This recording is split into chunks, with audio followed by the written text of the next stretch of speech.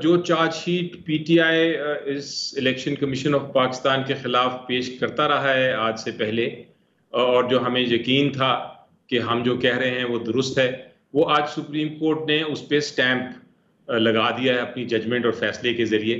ये चार्जशीट नहीं बल्कि ये एक फ़ैसला है इलेक्शन कमीशन ऑफ पाकिस्तान के ख़िलाफ़ के इलेक्शन कमीशन ऑफ पाकिस्तान जो अपनी आइनी जिम्मेदारी है फ्री एंड फेयर इलेक्शंस कराने की, साफ शफाफ इलेक्शन कराने की, उसमें बिल्कुल नाकाम हो गया है। और मेरी नज़र में इस चार्जशीट या इस फैसले के बाद जो नेक्स्ट स्टेप है वो सिर्फ दो ही स्टेप हो सकती हैं।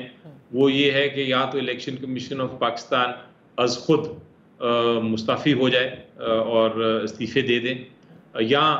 अगर वो ये नहीं करते तो फिर उनके खिलाफ उनको हटाने के लिए कार्रवाई की जा सकती है कानूनी तौर पे। मेरी नज़र में इस जो फैसले के बाद और इससे पहले भी जब फैसले आप जो ख़ास तौर पे पीटीआई के ख़िलाफ़ थे और उसके बाद सुप्रीम कोर्ट या हाई कोर्ट ने उनको